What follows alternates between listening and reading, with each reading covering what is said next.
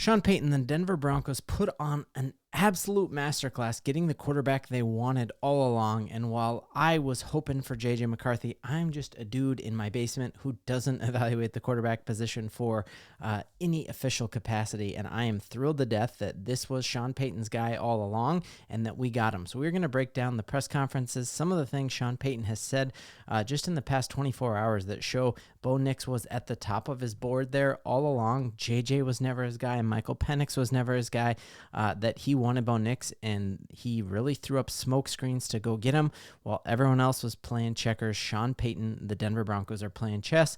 If you're new to this channel, my name is Ben. I'm a diehard Denver Broncos fan. I'm taking us all the way through this NFL offseason, and it is fantastic to have you along for the ride.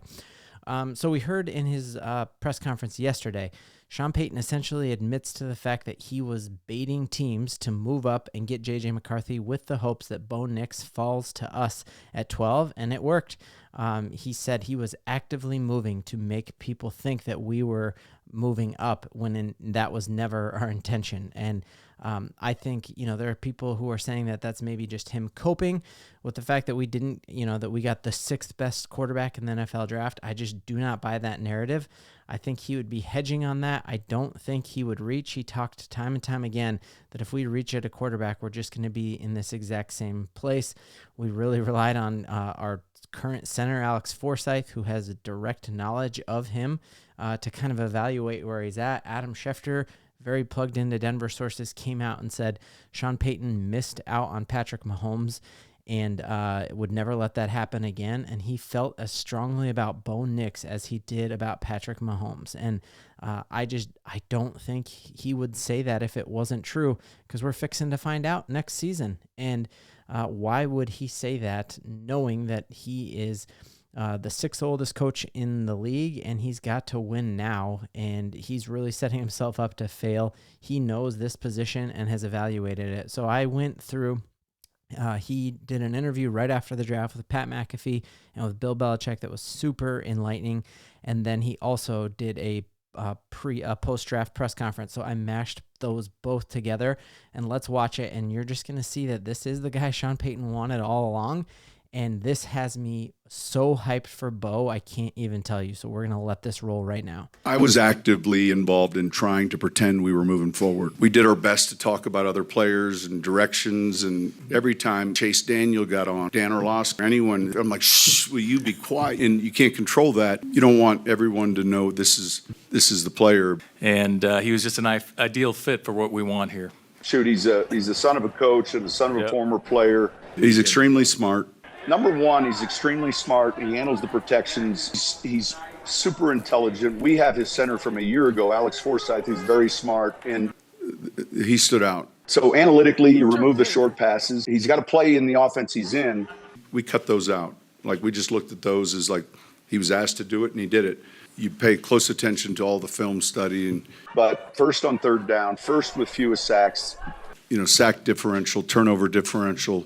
The most accurate passer in college football history. His accuracy set an NC2A record. Accuracy, third down passing, first in this class, first and end of half. And then let's do another passing statistic and remove a lot of the short underneath throws. And obviously that's part of what they do offensively. And you remove that and you come back with the analytics and it's still first. First at the end of the half, 2 minutes. First at the end of the game in 2 minutes. Second in red zone. Fewest sacks. The ball comes out. His arm strength was extremely impressive. I was surprised at how big he was. He does throw it from a noisy pocket. He just took that little 2-inch pop step to get the ball out. And I said, we can't be the only ones seeing this. We got in the car afterwards, and I just looked around, and I said, are you kidding me? But we were excited. Really just close the doors and pay attention to what you see. He could definitely get the ball down the field. I'd say of the college quarterbacks, he's probably close to being NFL ready. There's a lot to like about this kid. Surprised how big he's 6'2", 218 pounds. Yeah, I think the biggest thing is trust in what you're seeing. I'm just glad it worked out in our favor. His arm strength, we saw the pro day, but then even in the private workout was very good. Yeah, I told George, I said, look, I could fly out there today and be the first one when we're on the clock to knock on his door and make sure he knew that we were the one. And then I thought, that might be a little difficult. We're glad it worked out the way it did. You know, is he making the throws that we're going to ask him to make? Guys that get sacked a lot in college, get sacked a lot in the NFL. He's the son of a coach. Father played at Auburn. I'd say kind of a gym rat. He's older. He's married. Once we knew. We're really happy we have Bo.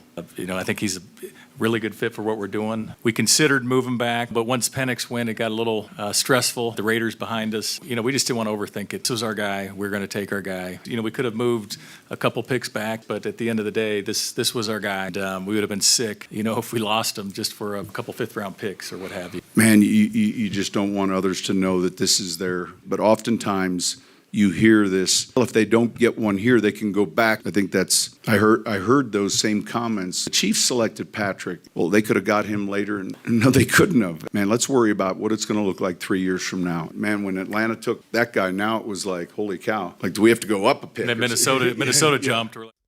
So Bo Nix was not my guy going into the draft, but I can tell you he is my guy coming out of all of this because there were so many things in there. The most accurate quarterback in the history of NCAA football. And even when they ran it through the analytics and took away all those little dump patterns and those weird organ plays that don't work in the NFL, and even with those removed, he still is the most accurate quarterback in here. That the real worry wasn't trading back for Bo and trying to pick up a couple fifth picks. It was like, hey, are we going to actually have to trade up? That Sean Payton, after going out to Eugene, Oregon, they got in the car and just said, are you kidding me? Like, this guy is good. You just hear time and time again that Bo Nix is a leader of men and walks in and just has an aura and a presence about him. We noticed that in his combine press conference, that there's just something different about him. He seems ready to step in next year and lead this team. And I'm totally here for it. You just see the smarts there that really he is the son of a coach. He is the son of a player. He lives, breathes, studies film more than anyone else. That Sean Payton did his typical thing where he dumps a bunch of film on him the night before and then grills him on it the next day. And he said he handled it better than any other quarterback they evaluated in this entire process. And truly, we need to just forget what everyone is saying on the mock drafts and that he was, mocked in the second round. Who cares where people had him mocked who don't understand football like Sean Payton? The end of the day, do we trust Sean Payton to have a better idea of who can succeed in the NFL than Mel Kiper?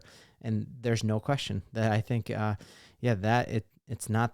Sean Payton is the man in the arena, and we have to trust him. Bo Nix is a winner, and I think he's going to win here. I think he's going to step in, and he's going to surprise some people right away, and I am 100% here for it. I think without all of the mock drafts and all that, you'd just be thrilled with the fact that we have Bo Nix, and go and watch highlights of Bo Nix, and you'll be like as jazzed and excited as I am.